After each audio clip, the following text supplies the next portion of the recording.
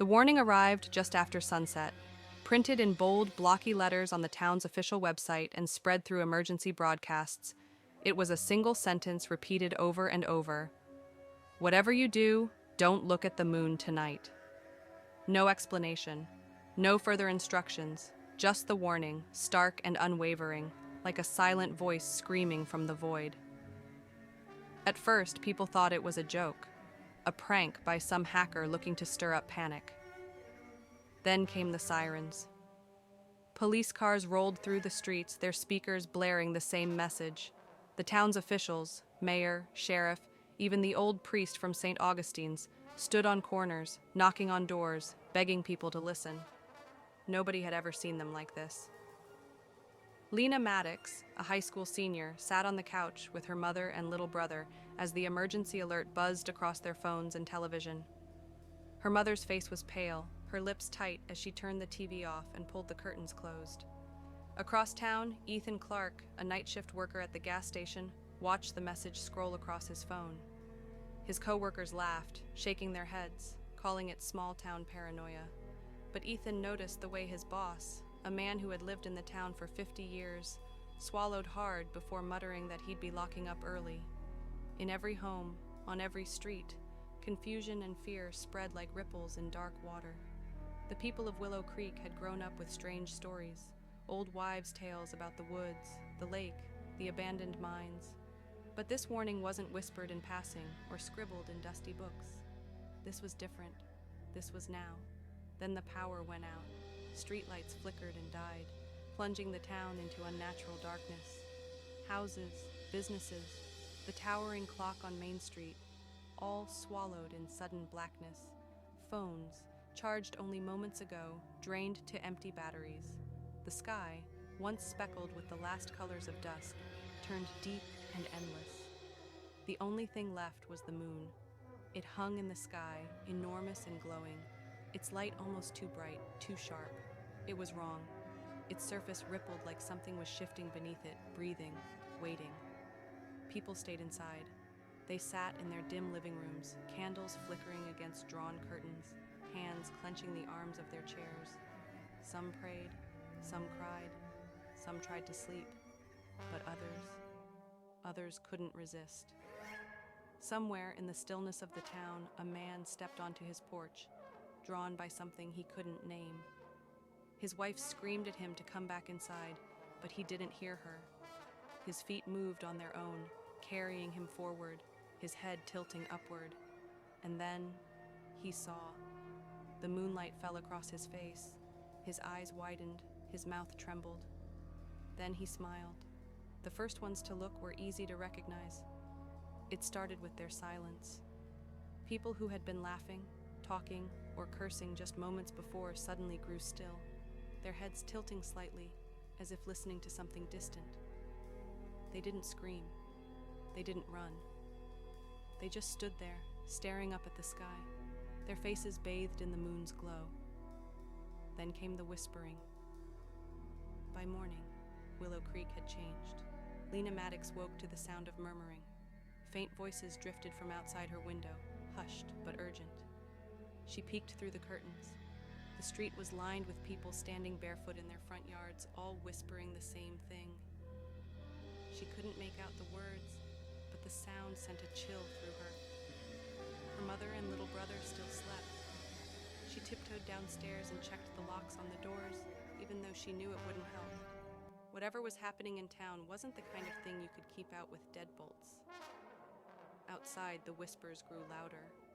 Across town, Ethan Clark stood behind the counter of the gas station, pretending to stock shelves while watching the security cameras. His boss had called in sick, if sick meant leaving a cryptic voicemail at 3 a.m. saying, "Don't come outside, Ethan. Stay away from the windows." The customers who wandered in weren't normal. They moved too slowly, their heads twitching at odd angles. Their clothes were wrinkled, stained with dirt. They bought things without acknowledging him. Packs of cigarettes, bottles of water, batteries, always keeping their eyes low. But then there were the others, the ones who had looked at the moon. They entered with eerie calm, whispering under their breath. Ethan tried not to listen, but the words slithered into his ears anyway. It's so beautiful. It's waiting for us. Can you hear it singing? One of them, a woman he recognized as Mrs. Calloway from down the street, turned her gaze to him. Her pupils had nearly swallowed the color of her eyes. Her lips stretched into an unnatural smile. "You should see it," she whispered. Ethan bolted to the back room and locked the door. Lena wasn't the only one who noticed the whispers growing. By noon, half the town was infected. They roamed the streets, swaying slightly, as if listening to music no one else could hear. They spoke in murmurs, their voices overlapping like the rustling of dry leaves. Their words were nonsense, but the cadence was hypnotic. And then they started to hum, low at first, barely noticeable. But as the day stretched on, the sound deepened. A droning, rhythmic hum that rose and fell like breathing. The unaffected townspeople, the ones who had heeded the warning, stayed inside, doors locked, windows covered. They whispered to each other, asking what to do, but no one had answers. Some tried to call for help. Phones didn't work. The landlines were dead. The internet was gone. By afternoon, people stopped trying. They could feel something watching them. Ethan spent the day hiding in the gas station. He tried to stay calm, tried to rationalize what was happening. Maybe it was mass hysteria. Maybe it was some kind of gas leak, something in the water. But none of those explanations accounted for the voices. He could hear them even now, pressing against the walls. They were still outside, whispering. Their voices weren't human anymore. By evening, the sky was bruised purple and the moon was rising again. And then, all at once, the whispers stopped. Silence stretched over the town like a held breath. Ethan pressed his ear to the door. Nothing. Cautiously, he cracked it open. The gas station was empty, the streets deserted. The sky was deepening, and the first silver light of the moon spilled over the pavement. Then he saw them. They were kneeling. Every single person who had looked at the moon was outside, kneeling in perfect rows, heads bowed, hands clasped as if in prayer. They faced the same direction, the eastern horizon, where the moon was rising. Lena saw them too. She had spent the day holding her little brother close, her mother trembling beside her. But the quiet drew her to the window. The street was full of people, their backs rigid, their heads lowered. The whispering had stopped. The humming had stopped. The town was completely still. For a moment, there was only the sound of her own breathing. Then, they lifted their heads.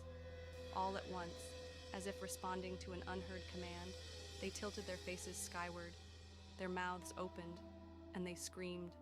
It wasn't the sound of pain. It wasn't even human.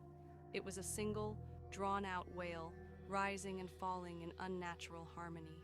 A sound so hollow, so vast, that it felt like the night itself was crying out.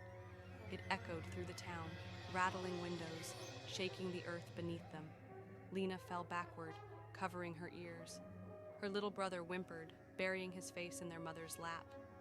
Across town, Ethan dropped to his knees, eyes squeezed shut, hands over his ears.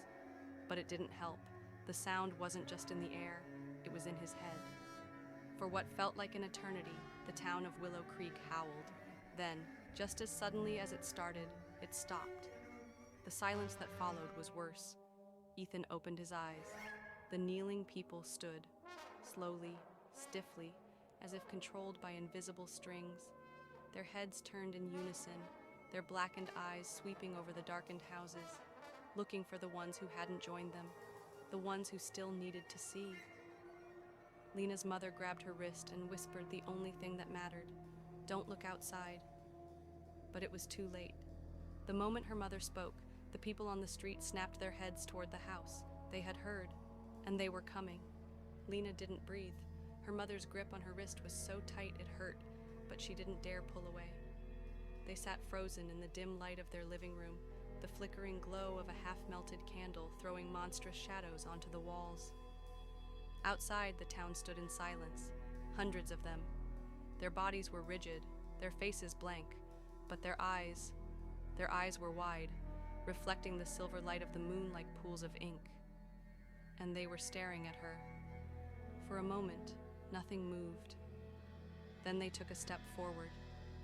Lena sucked in a breath, and yanked her mother and brother to the floor. The first knock on the door was almost polite, a soft rapping, like a neighbor stopping by to borrow sugar. But then came another, and another. Then, all at once, boom, boom, boom. Fists struck the wood, nails scraped at the windows. The walls seemed to shake under the force of the blows. The whispers had returned, overlapping in a fevered, manic murmur. Come outside. See it. Join us. Lena's mother clenched her eyes shut, pressing a shaking hand over her little brother's mouth to keep him quiet. The candle flickered, the door splintered, and then the whispering stopped. The silence was worse than the noise. Lena risked a glance. Through a crack in the window coverings, she could see them all, motionless once again. Their heads had snapped skyward, their lips moving in soundless worship. Then, slowly, impossibly, they began to rise. Their feet left the ground, their bodies lifting into the air like marionettes on invisible strings.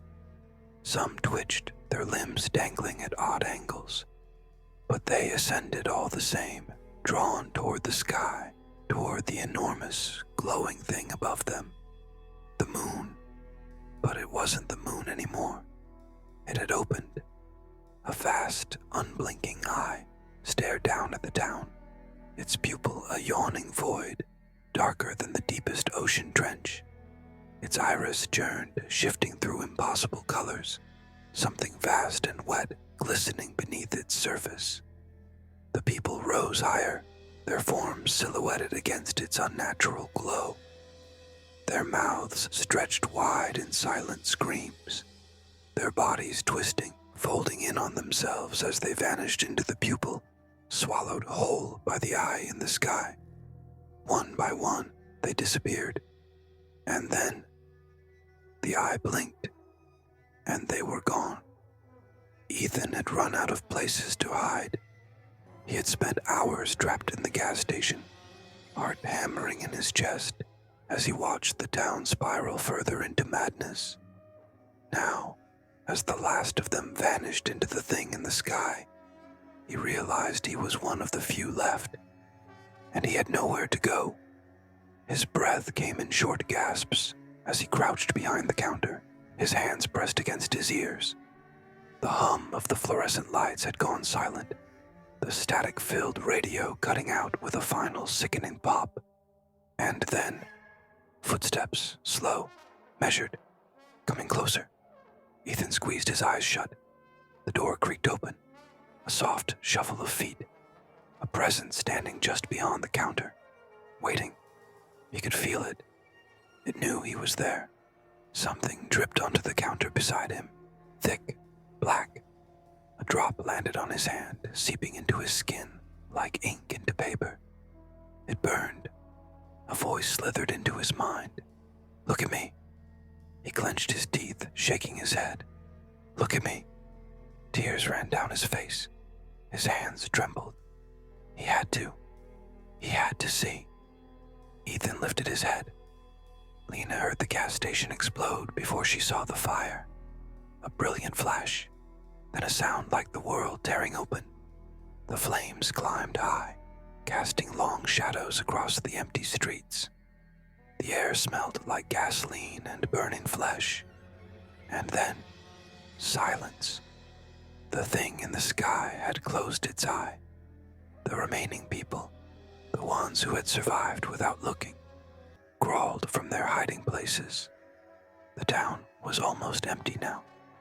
The streets were littered with abandoned shoes, clothes, things left behind by those who had been taken. Lena and her family emerged from their home, their knees weak, their hearts still hammering. They weren't alone. A handful of others stumbled out into the eerie moonlit silence. Neighbors, friends, the few who had listened to the warning.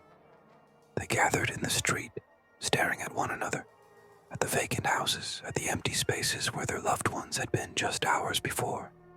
And then, in the distance, a single voice whispered, "Software, almost gentle, but unmistakable.